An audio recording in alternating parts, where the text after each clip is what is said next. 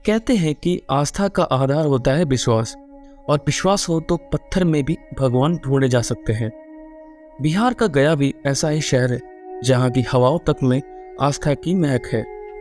आज के इस वीडियो में आपको ले चलते हैं मोक्ष के द्वार और बताते हैं इतना क्यों खास है बिहार का गया। पुराणों के अनुसार गयासुर नाम का एक राक्षस था। गयासुर को उसके तपस्या के कारण भगवान विष्णु से वरदान मिला था कि जो भी उसे देखेगा या स्पर्श करेगा उसे यमलोक नहीं जाना होगा, बल्कि सीधे विष्णु लोक जाएगा। ये बात जानकर यमराज काफी चिंता में पड़ गए थे। यमराज ने भगवान ब्रह्मा, विष्णु और शिव से कहा कि अब गयासुर के कारण पापी व्यक्ति भी स्वर्ग जाने लगा है। यमराज की स्थिति को समझते हुए ब्रह्मा जी ने गयासुर से कहा कि तुम परम पवित्र हो, इसलिए सारे देवता तुम्हारे ऊपर बैठकर यज्ञ करेंगे। गयासुर के ऊपर सारे देवता और गदा धारण कर विष्णु विराजमान हो गए। गयासुर के इस समर्पण से भगवान विष्णु ने वरदान दिया कि अब से ये स्थान जहाँ तुम्हारे शरीर पर यज्ञ हुआ है वो गया के नाम से जाना जाएगा, और साथ ही साथ यहाँ पिंड दान और श्राद्ध करने वालों को पुण्य की प्राप्ति होगी। हिंदू माइथोलॉजी में काशी, हरिद्वार और गया को मोक्ष का स्थान कहा जाता है। गया बिहार की राजधानी पटना से करीब 104 किलोमीटर दूरी पर स्थित है। गया की 45 जगहों पर पिंडदान और 8 जगहों पर श्राद्ध होता है। यहाँ पिंडदान के लिए सबसे प्रमुख स्थल है विष्णुपद मंदिर, जो कि फल्गु नदी के किनारे बसा हुआ है। कहा जाता है कि गयासुर के वध के समय इस जगह पर भगवान विष्णु के पदचिन्ह छोड़ गए थे। माना जाता है कि भगवान विष्णु के पदचिन्ह आज भी इस मंदिर में मौजूद है। मंदिर के गर्भगृह में भगवान विष्णु के 40 सेंटीमीटर लंबा पांव के निशान है। 1787 में इंदौर की महारानी अहिल्याबाई होलकर ने इस मंदिर का पुनर्निर्माण करवाया था। दादा दादी के पिंडदान के लिए हम 25 जनवरी 2023 को हावड़ा रेलवे स्टेशन से रात के 11:35 में 12321 हावड़ा मुंबई CSMT मेल पकड़कर अगले दिन सुबह 7 बजे गया पहुंच गए।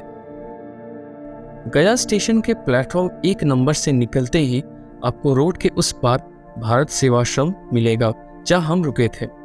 यहाँ पे आने से आपको एक टिकट दिया जाएगा और इसे आपको आश्रम में जाकर दिखाना होगा। पर्ची मिलने के बाद आश्रम के पंडित जी हमें एक ऑटो पर बैठने बोली, जो हमें गया के भीड़ भाड़ गलियों से होते हुए हमें आश्रम पहुंचा दिया। पर हेड 10 रुपये देकर हम पहुंच गए भारत सेवा आश्रम, जो कि स्टेशन से 15 मिनट की दूरी पर है। 1924 में गया धाम में आचार्य प्रणव आनंद जी महाराज के द्वारा भारत सेवाश्रम की स्थापना की गई थी। आचार्य प्रणव आनंद जी महाराज अपने किशोर अवस्था में पिता के पिंड दान के लिए गया धाम में आए थे।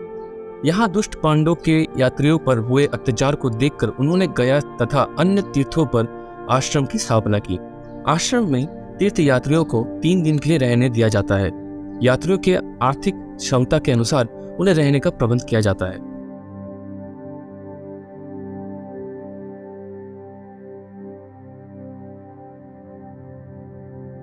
लंच और डिनर का भी प्रबंध यहाँ है, जिसकी सूचना आपको आश्रम के ऑफिस से मिल जाएगी।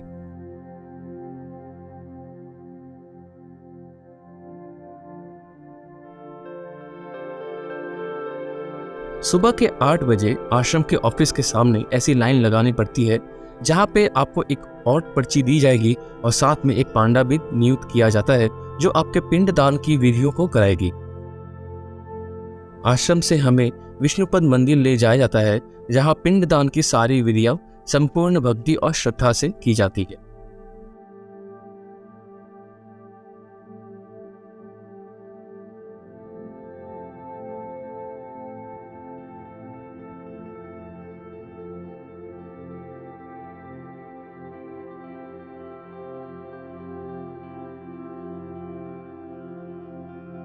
पिंडदान की सारी विधि समाप्त होते होते दोपहर की 1 बज चुकी थी। लंच करने के बाद हम 800 रुपये में एक ऑटो बुक किए, जो हमें गया के आसपास साइट सीइंग कराने वाली थी। सबसे पहले हम पहुंचे मेटा बुद्धाराम टेम्पल, जो कि एक थाई टेम्पल है, बट अनफॉर्चुनेटली 26 जनवरी के लिए यह बंद था। इसके अलावा बुधवार और रविवार भी बंद रहता है।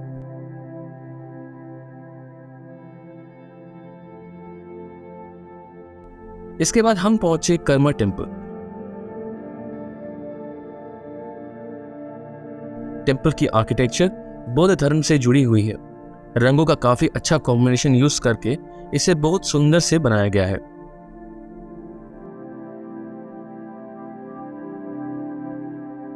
मंदिर के अंदर गौतम बुद्ध की बड़ी सी प्रतिमा रखी हुई है।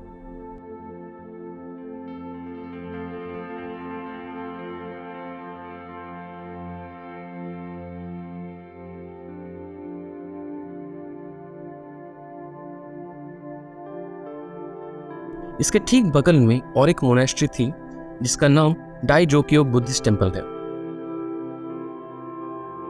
इसमें भी गौतम बुद्ध की प्रतिमा रखी हुई है।